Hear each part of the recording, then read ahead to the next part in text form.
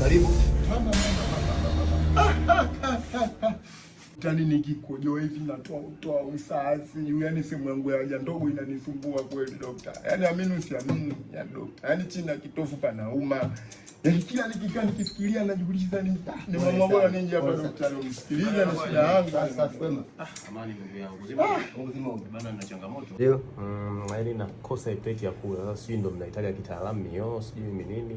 Una muda gani tatizo? Almost karibia wiki sasa. Ni unakosa tu hamu ya kula? Hamu ya kula tumbo kama.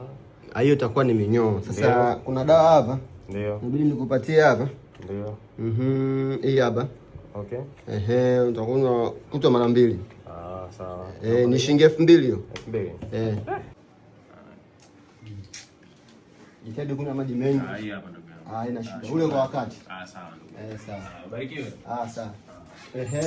Dokta una dharau.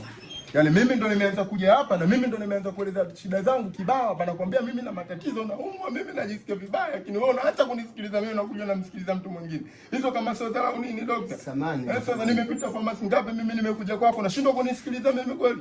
Hivyo ndo mnapohudumia wateja? Karibu. Salama.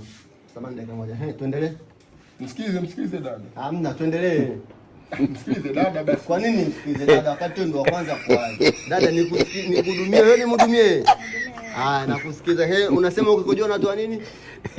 Na pale pale.